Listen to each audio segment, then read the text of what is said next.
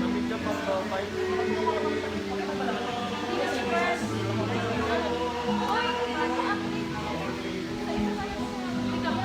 Dahil mo masarap mag-start at pag na.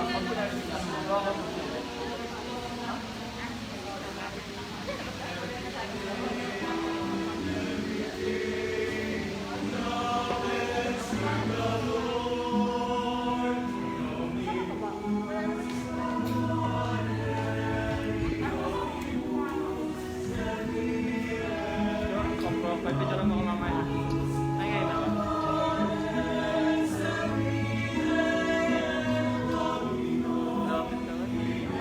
Lapit naman. Parang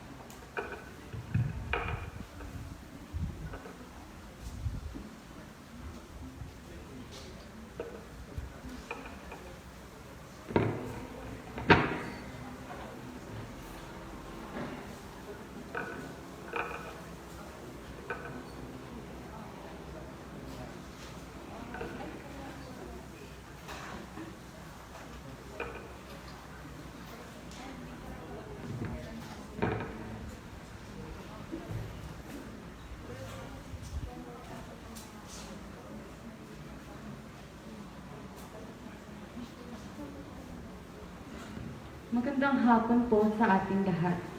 Ngayon po ay pinagdiriwang natin ang Miyerkules Santo. Bilang panimula ng ating pagdiriwang, magsitayo po tayong lahat.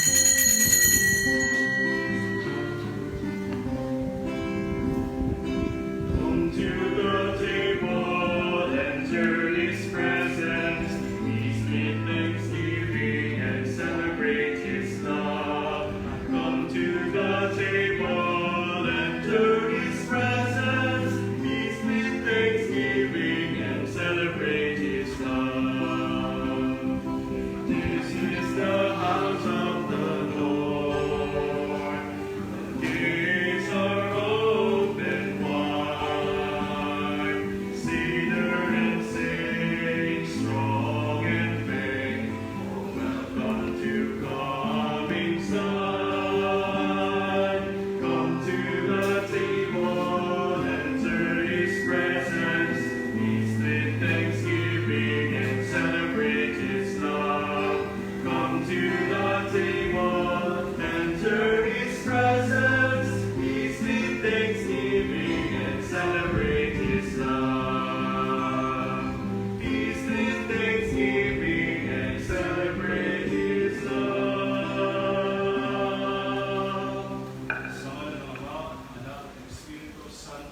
Amen.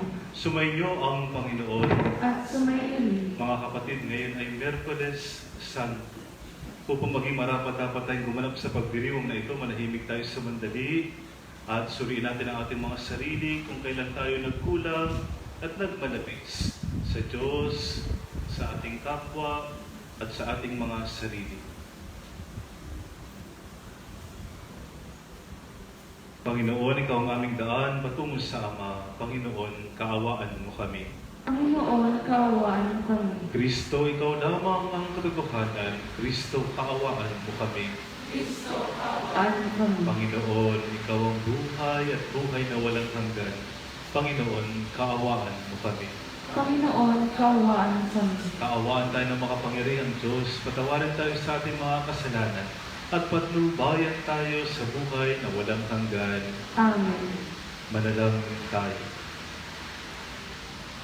Ama naming makapangyarihan, niloob mo ang iyong anak ay mabayubay sa krus para sa aming lahat upang ang panliil ng kalaban ay kanyang mabigyang wakas.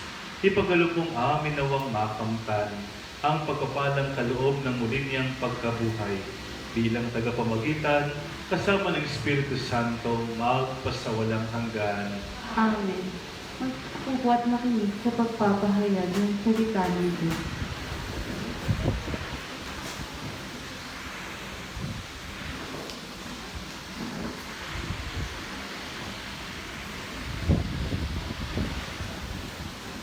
Pagbasa mula sa aklat ni Propeta Isaías.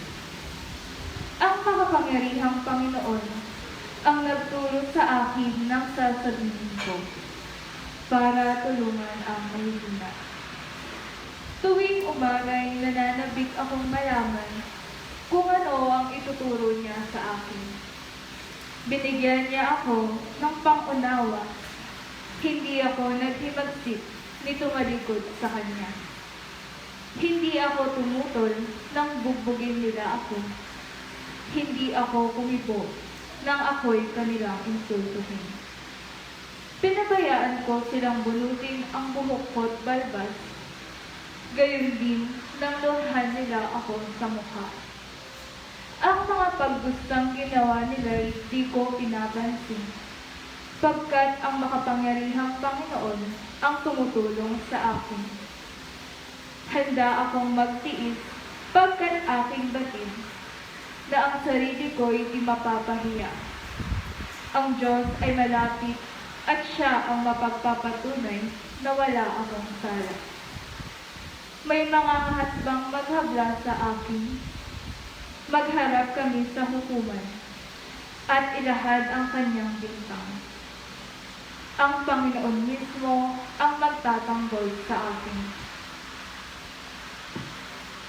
Ang salita ng Diyos. Salamat sa Diyos. Poon ako'y iyong dinggin sa panahong iyong ibigin. Poon ako'y iyong dinggin sa panahong ako'y ibigin. Dahilan sa iyo ako'y inilagdihan, napahiyang lubos sa pagkaunsiyang. Sa mga kapatid, parang ako'y iba. Kasambahay ko na hindi ako kilala. Ang pagmamahal ko sa banal mong tanto, matinding-matindi sa kalooban ko, sa aking bumagsak paghamak sa iyo. Poon ako'y iyong dinggin sa panahon ako'y ibigin. Kaya naman ako'y wala nang magawa. Ang inasahan kong habak ay nawala. Niwalang umaliw sa buhay kong aba, sa halip na pagkain nang ako'y magutom. Ang dulot sa aking mabagsik na lason, suka at di tubig ang itinainom. Poon ako'y iyong dinggin sa panahon ako'y ibigin. Pupurihin ng Diyos aking aawitan. Dadakilain ko't pasasalamatan. Kung makita ito niyong mga dukha, sila ay sasamba sa laking ng tuwa. Dinirinig ng Diyos ang may kailangan. Lingkod na bilanggoy, di nalilimutan. Poon ako'y iyong dinggin sa panahon iyong ibigin.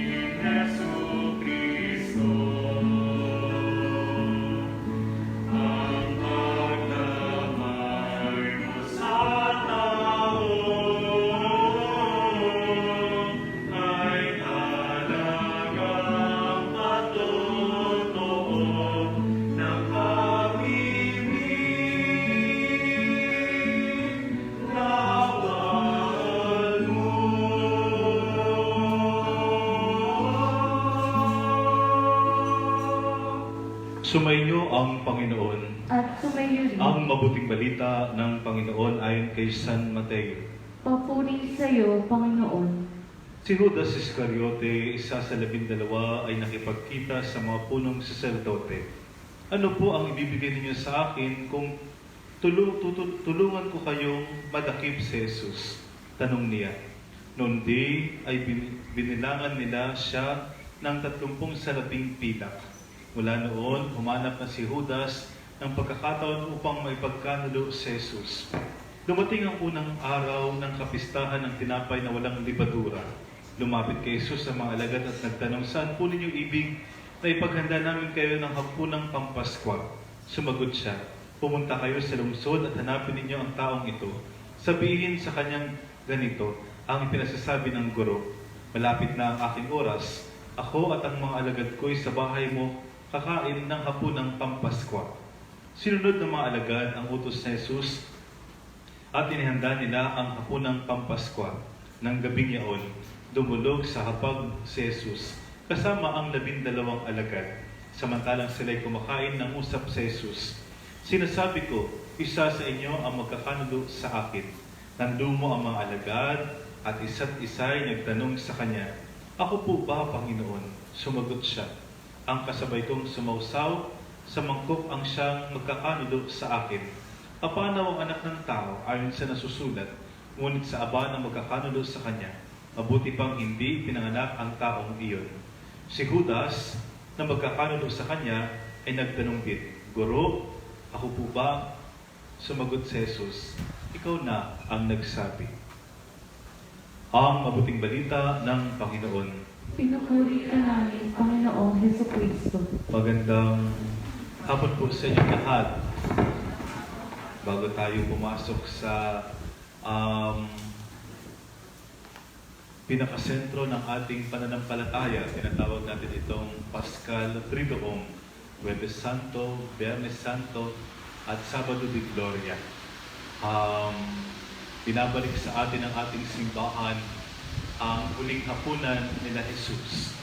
Pero kung maririnig niyo ng mabuti, bago pa ang huling hapunan, mangyayari na ang hindi inaasahan marahil o kaya hindi maaring kagustuhan ng lahat.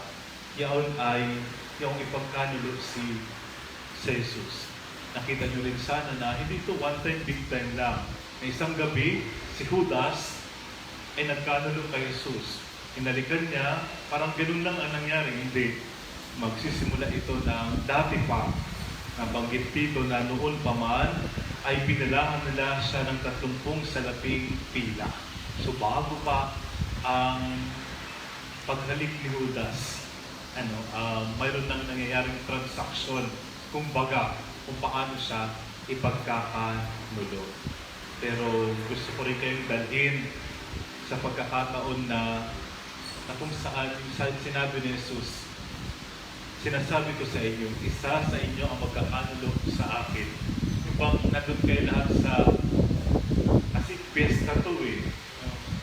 Piyesta ng tinapay na walang libadura.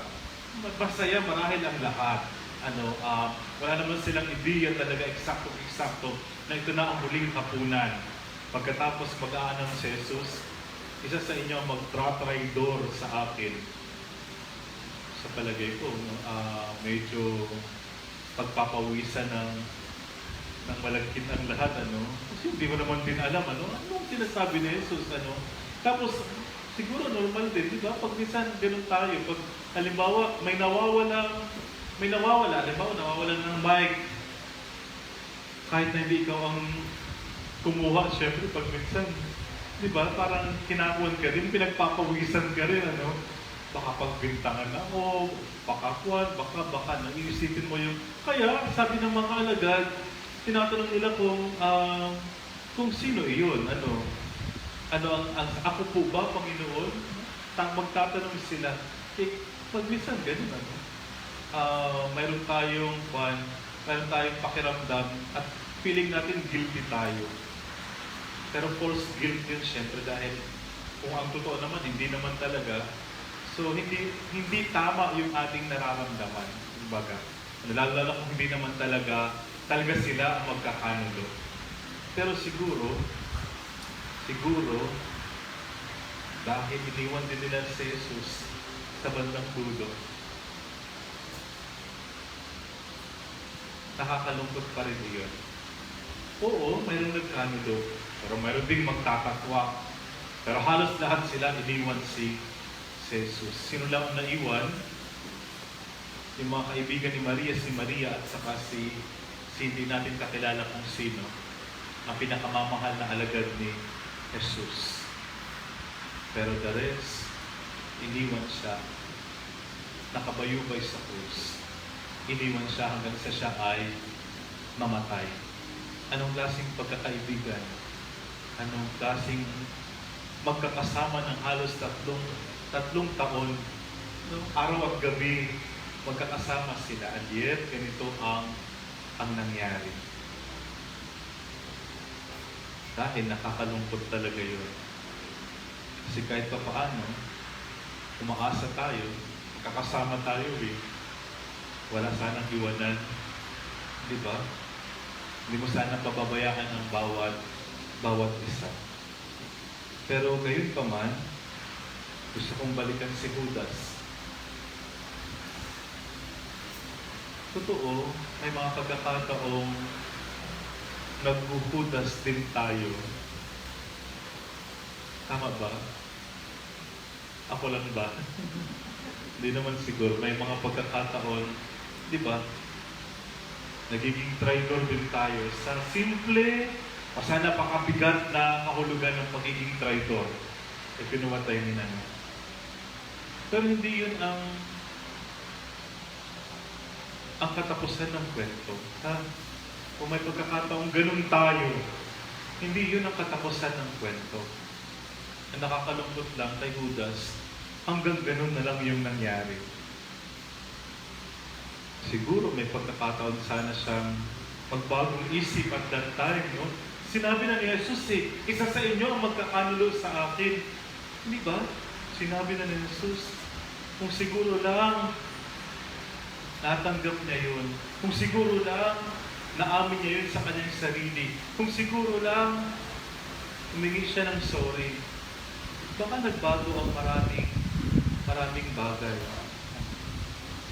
Binibigay sa atin ito ng simbahan. Siguro, pinapaalala sa atin na kung mangyari man sa atin ang nangyari kay Judas, o nangyayari yun sa atin, ang panawagan sa atin, sana magbago tayo ng landas.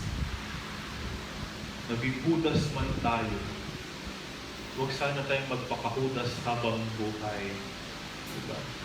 Kung nakikita na natin na mali pala, umabot pa tayo dun sa tagpo na kung saan hahalikan mo pang si Jesus. Tuloy, ang tawag dun, halik ni Judas. Hindi ba? Umabot pa sa ganun, no? O sige, nangyari na iyon. O, di ba? Pagkatapos ng lahat, siguro na ipako sa krus si Jesus, mayroon pa rin tsansa, pwede pa rin siyang bumalik. And yet, talagang hanggang doon na lang yun. Huwag nating hahayaan yung buhay natin na ganun. Nagkamali, pasensya.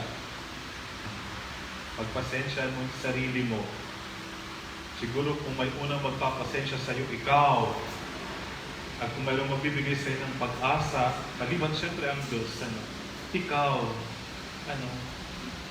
sensya na lang. Marupok. Nagkakamali. Pasensyahan ninyo.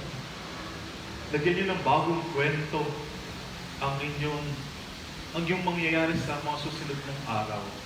Huwag nating i-pattern ang buhay natin sa nangyari kay Judas. Bigyan natin ng pag-asa ang ating sarili.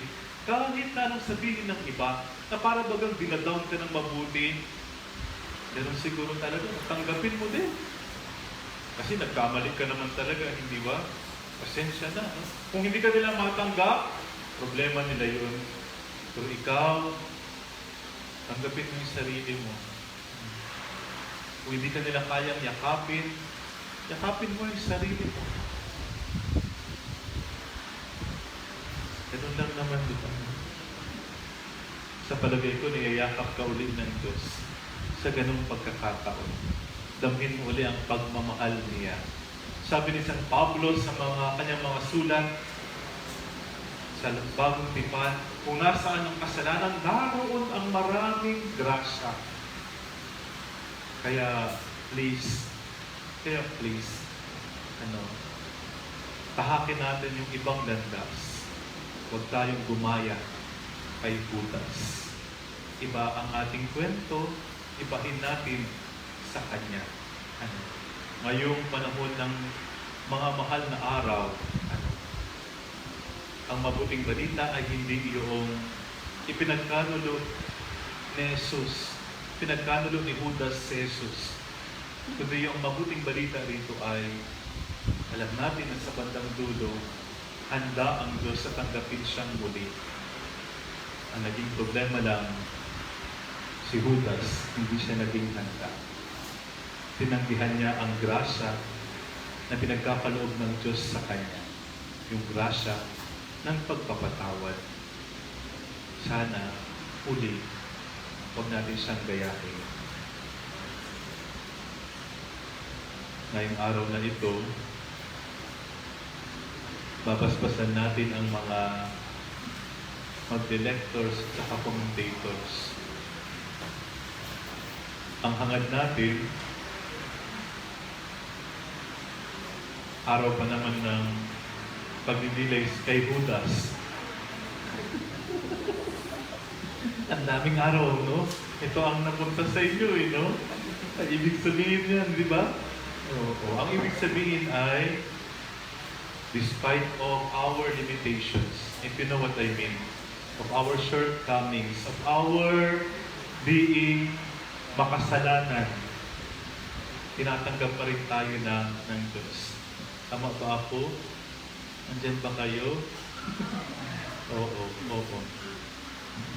Araw man ng pagninilay kay Judas, at kung mangyari man yun sa atin ulit, paalala ninyo na mayroon tayo palaging pag-asa at hindi tayo iiwan ng Diyos kahit sa oras ng ating pagkakasala at pagtalikod sa Kanya.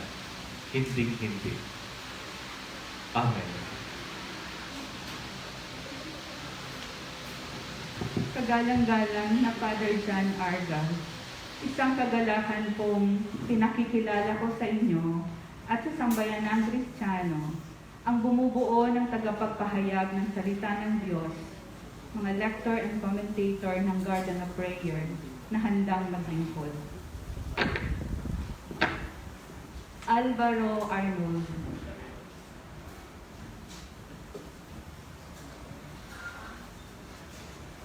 Beo Maria Catrina Faith.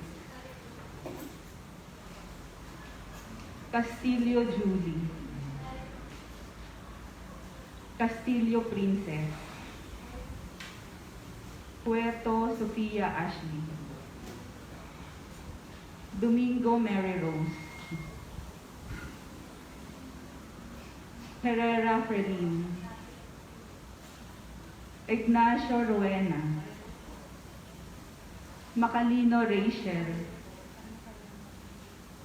Ong Joseph Gabriel. Onofre Ralph Angelo. Season Maria Gina.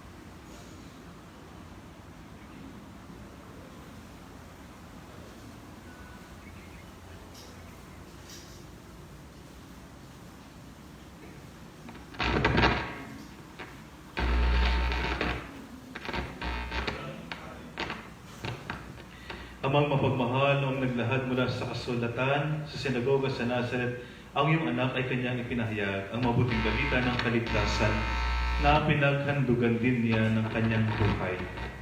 Basbasan mo itong mga hinirang na maglalahad ng mga pagbasa sa aming pagtitipon. Habang kanilang pinahayag ang iyong salita na nagbibigay buhay, patatagin mo ang kanilang pananampalataya upang makapaglahad sila ng may tiwala at lakas ng loob at maisabay ang kanilang nilahad amang makapangyarihan, ipinakita sa amin ng iyong minamahal na anak na ang tunay na pagsamba ay nagmumula sa pusong mapagpakumbaba. Basbasan mo ang mga kapatid namin na tumutugon sa pangailangan ng Garden of Prayer sa paglilingkod sa iyo bilang lektor at commentator. Ipagkaloob mo na ang kanilang paglilingkod ay maging mabunga at ang aming pagsamba ay maging kalugod-lugod sa iyong paningin. Hiniling namin ito sa pamagitan ng Kristo ang aming Panginoon kasama ng Espiritu Santo magpasawalang hanggan. Ngayon ay babasbasan ang mga simbolo na magiging gabay ng mga lector at commentator sa kanilang paglilingkod. Inaanyayahan ko po ang mga sponsor na lumapit sa altar at dalhin ang mga kasuotan ng mga tagapaglingkod.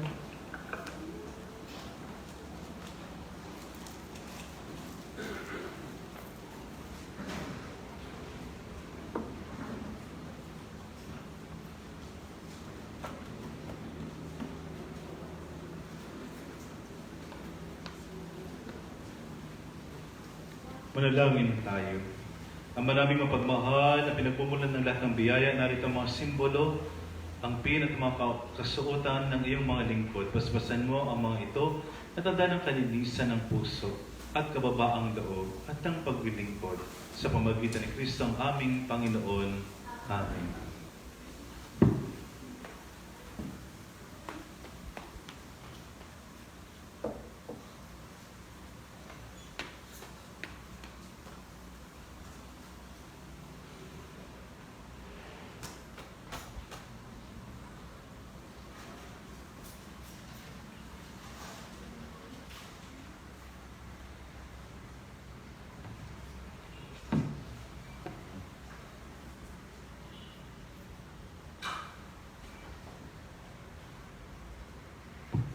Tanggapin ninyo ang kasuotang ito at pakatandaan na hindi ito isang simpleng kasuotan lamang, kundi sumasagisag na iyong taus-pusong paglilingkod kay Kristo.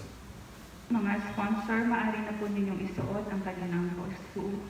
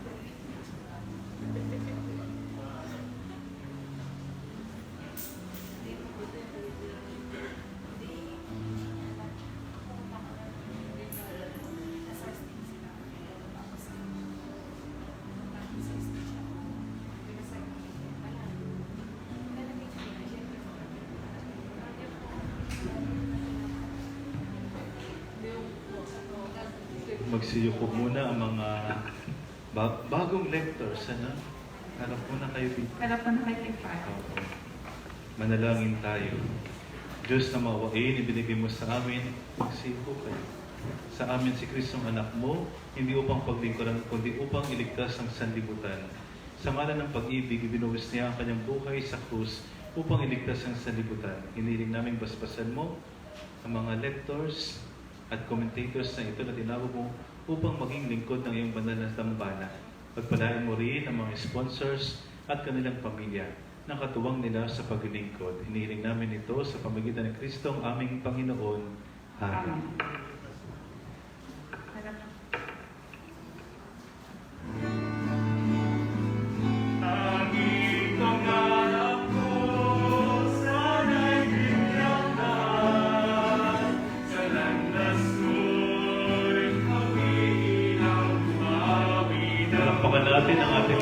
bagong lectors at administrators.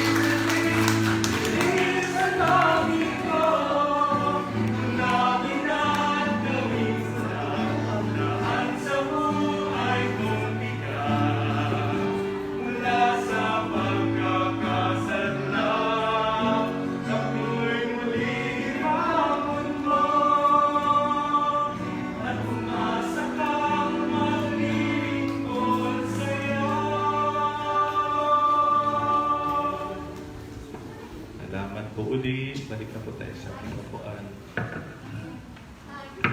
Magsitay na po tayong lahat at manalangin tayo at pagdasal natin ng ating mga bagong lectors ay magiging masigasig at nag-aapoy sa paglilingkod kumbaga. Manalangin tayo at sa bawat panalangin ng ating itutugon, Ama, basbasan mo kami sa dugo ni Kristo. Ama, basbasan mo kami sa dugo ni Kristo. Ang mga nagdaranas ng hindi makatarungang pagdurusa, naway magtamasa ng pagpapaginhawa ng Panginoon sa pamamagitan ng kanilang malinis na budhi. Manalangin tayo sa Panginoon. Dugo ni Kristo.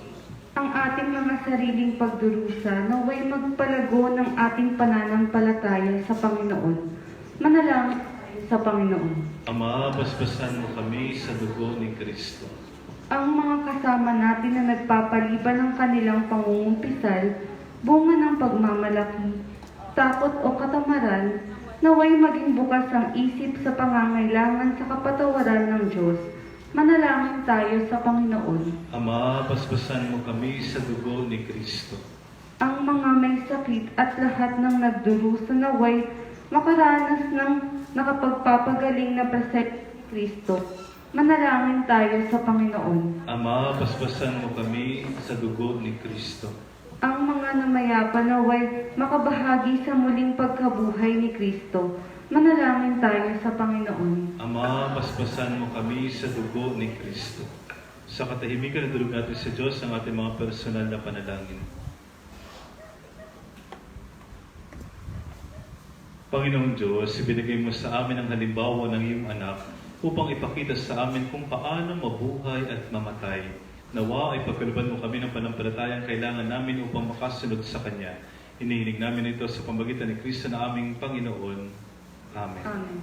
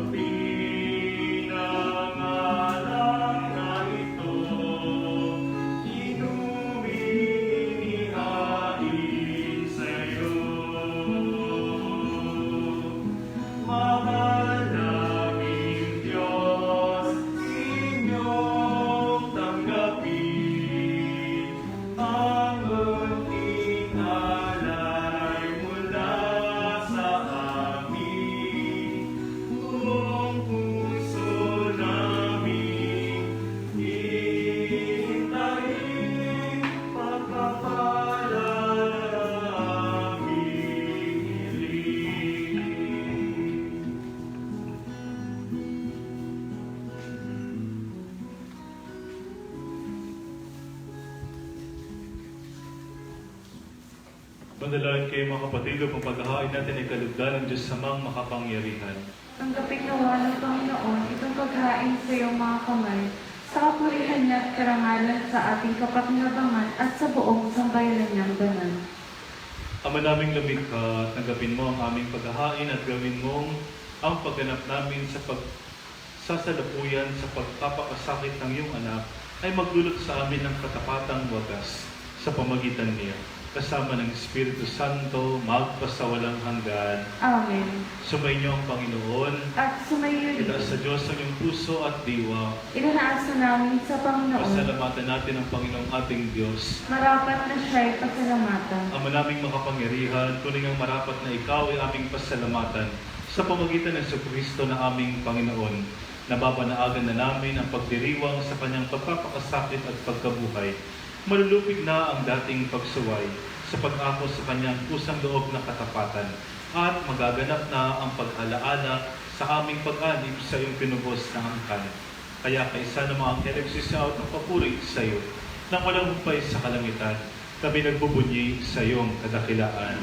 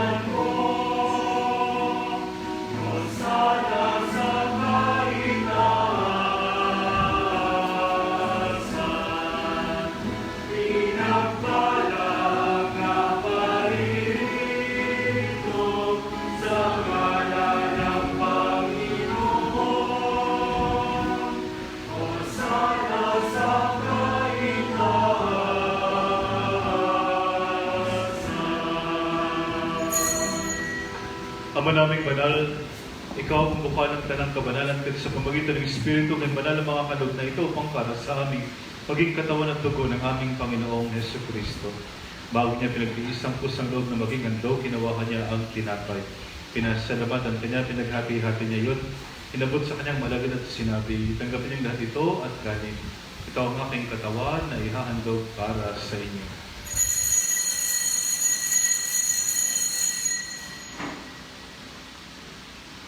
Gayon din naman ang matapos sa hapunan, ninawakan niya ang kalis. Muli kanyang pinasalamatan. Inabot niya ang kalis sa kanyang malagad at sinabi, tanggapin niyong lahat ito at pinumin. Ito ang kalis ng aking dugo ng bago at walang hanggang tipan. Ang aking dugo ay bubuhos para sa inyo at para sa lahat, sa ikapagpapatawad ng mga kasalanan. Gawin ninyo ito sa pag-alaala sa akin.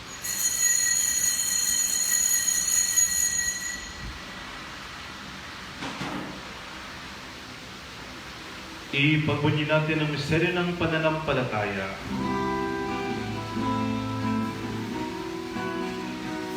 Sa krus mo at pagkabuhay, kami inubos mong tunay.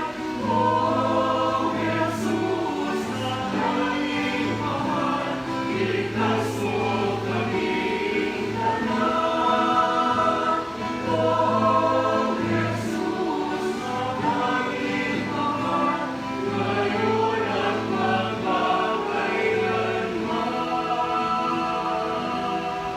Ama, ginagawa namin ngayon ang pag-alaala sa pagkamatay at muling pagkabuhay ng anak.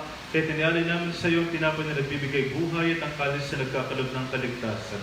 Kami nagpapasalamat dahil kami yung minarapat na tumayo sa harap mo para maglingkod sa iyo. Isinasama namin kaming magsalo-salo sa katawan na dugo ni Kristo ay mabuklod sa pagkakaisa sa pamagitan ng Espiritu Santo. Kamalingapin mo ang simbahang naganap sa buong daigdig. Puspusin mo kami sa pag-ibig kay isa, ni Francisco na aming Papa, ni Bartolome na aming Obispo at ang Tanang Kaparian. Kalahan mo rin ang mga kapatid naming nahinday na may pag-asang sila muling mabubuhay, gayon din ang tamang pumanaw. Kaawaan mo sila at patuloyin sa iyong panunagan. Kaawaan mo at pagkitapatin kaming lahat na makasalo sa iyong buhay na walang wakas. Kaisa ng Mahal na Birheng Maria, Ina ng Diyos. Kaisa ng San Jose na tapat na esposo. Kaisa ng mga apostol. Kaisa ng lahat ng mga banal na namuhay dito sa daigdig ng kalugod-lugod sa iyo. Maipagdiwnawa namin ang pagpupuri sa kararangan mo sa pamagitan ng anak na aming Panginoong Hesus Kristo. Sa pamagitan ni Kristo, kasama niya at sa Kanya, ang lahat ng parangal papuri sa iyo, Diyos sa mga makapangyarihan, kasama ng Espiritu Santo, magpasawalang hanggan. Amen.